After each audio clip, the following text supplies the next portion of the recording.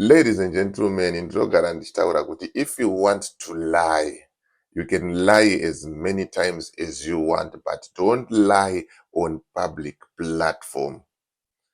Don't lie on public platforms. Ndozvaitwa naKuda Tagwirei apa.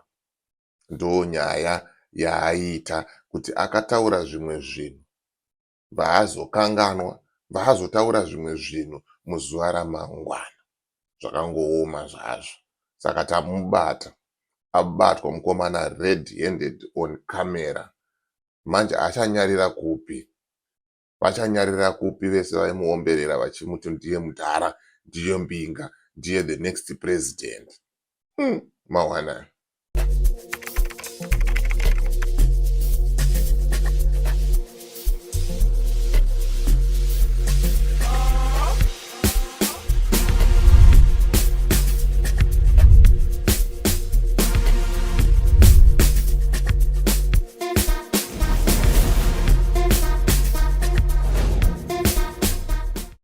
Greetings, good people. My name is DJ Holly and welcome to Point 5 Creative Studios. Chitubu che content, chitubu chisingapu, chitubu chinonwa nemunhu wese, chitubu chakavhenekwa chikaongororwa nana mazvikokota kunzi aiwaka. Chitubu ichi chine content iri healthy, content iri clean, content yakachena, yakakodzera kunge chikonsumwa nemunhu akaita kunge iwewe. Ndosaka vari panapa muzuva ranhasi. So if it's your first time here, try subscribe button and the notification bell so that you don't miss out on any exciting content uploaded. Asi kana wanga wagara uri mugari wepanapa, ndangokutenda nekuti seine kurumza kubhadhara rent. Thank you very much for supporting Point 5 Creative Studios. Right. Zvinonyadzisa zviri nane kuti isusu hapana ichidiki tinyepe tichivhura hombe pane kuzoona munhu akachena musoro, dzoro jena, onyepa. Vakomana, tinonyarira kupi? Tinomunyarira kupi naiwe Tagwirei uyu? Saka udzai vamwe, vaudze vamwe, musende link, mutenderedze link, anyare kusvika pekupedzisira kuti tamubata red-handed live on camera achinyepa. Saka achaita sei? Ndisandapinda munyaya yangu zvizere iyi, ndiri kuti zvamanje ndine promotion, winter promotion, advertise with Point 5 Creative Studios. This June, baba, we are giving 50% discount on all packages, baba. Zvakarohwa nechando zvekushambadza izvi. Saka usaita kuti business rako rife, usaita kuti business rako riomerwe. Bata namba dziri pascreen idzo, chikurukure, tikupe package inoenderana nebhizimusi rako, zvisvike kuvanhu, vanhu vazive kuti aiwa bhizimusi rako rinoexista uyezve ririko handitika. At the same time ndine mashoko ari kubva kuna Owen panapa ari kutaura kuti company registration in South Africa and open FNB bank account. Wakukwanisa kuvhura bank account reFNB wakasununguka. Chinongodiwa chete ipassport yako chete handitika. Ukaita passport wobata Owen panhamba dziri pascreen idzo, woita sei? Woita mudiginyira wacho. Usakangana kumuudza kuti wabva nekuna DJ Holly, anokutema nediscount yakaita sei? Yakanakisisa handitika. Right, rega ndipinde munyaya yangu zvizere. I'm only going to play the audios because vanhu veZanu-PF vari kunditsoma instead of kutsoma nyika kuti iende kumberi. Aiwa, vanenge vachitsvaga kuti apostei nhasi, aita sei nhasi. Saka if I post anything or any video that is associated to Zanu-PF channel, vari kundirowesa nemacopyright.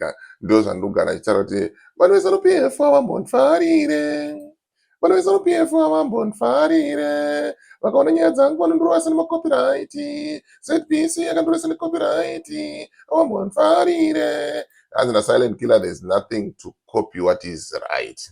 Mawana. But aiwa, chitubu checontent ndo chisingapwi. Chitubu checontent ndo chisingavhare. Chinoramba chichimwaya chete. Ende vakutoshaya kuti toita sei naye mfana uyu.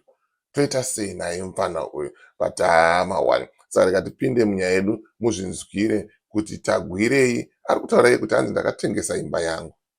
Ndatengesa imba yangu. Bandatanga business. chinguwa futi akutaura kuti ndanga ndine 7,000 apa imboti akatanga business ne 21,000 pounds mawana rega timunzwe. Actually sold my house in Westgate, 142 Wattle Road, that I built from 98. Took me 2 years. I sold it for 21,000 pounds. 21,000, which was enough to do 2 tankers of fuel. That is where my dream started. In business rangu ndakaritanga ne 7,500. As big as it is today, ndakaritanga ne 7,500. Ndo pandakanzi get out of here. Ndiende uko. Right, rega tidzokorodze zvakare munyasoteererai mubate mazwi. Listen to the first audio and then I'm going to pause there. Actually sold my house in Westgate, 142 Wattle Road, that I built from 98. Took me 2 years. I sold it for 21,000 pounds. 21,000, which was enough to do 2 tankers of fuel. That is where my dream started.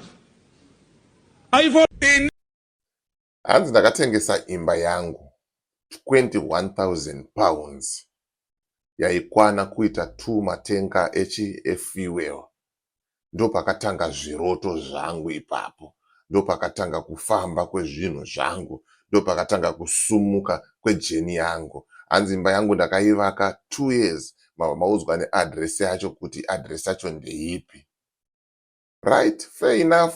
Vatabhilivha vataombera mumaoko kuti kati mukuru akatengesa imba akasacrifice. Ndo zvinodiwa kana uchitanga business, you have to sacrifice kuti zvinhu zviite, zvinhu zvifambe. Handitika gare taakunzwa izvi, teererai munzwe. Ini business rangu ndakaritanga ne 7,500. As big as it is today, ndakaritanga ne 7,500. Ndo pandakanzi get out of here. Ndiende uko. Hanzi ndo pandakanzi get out of here. Ndiende sei? Ndiende uko. Business rakambonzi 21,000 pounds. Rikazodzika rakunhingirikini raku 7,000 US dollars. Handizozivo zvangu kuti pamwe rate yacho mazuva iyayo yanga yakadzika zvekudaro. But chandoziva ndechekuti pound baba rine simba kupfuura chini? Kupfuura dola zvekutodaro. Kupfuura dola zvekutodaro. Because exchange rate yanhasi iri kutotaura iyo kuti 21,000 pounds inenge iri 28,525 United States dollars. Saka handizoziva hangu kuti chii chiri kuitika, but nyaya hombe ndo yandiri kutaura kuti tamubata red handed on camera achinyepa. Anchanyarira kupi naye mukomana, achaita sei? Zvinonyadzisa, zvinonyadzisa. Womboudza vanhu kuti business rakatanga ne 21,000 ndakatengesa imba chigare womva wauya futi wotaura kuti ndakatanga ndine 7,000 ndo pakatanga business rangu. Baba, musadaro, musadaro. Vanhu ngatisvinurei, ngatidzidzei, ngationei kuti muka idzi dzeZANU-PF idzi dzinonyepa, dzinonyepa, ende mimi mune muchingoombera maoko muchinyeperwa. Ngatisvinurei vanhu tione kuti aiwa idzi mbinga idzi dzedu idzi dzatinoti mbinga idzi imbavha.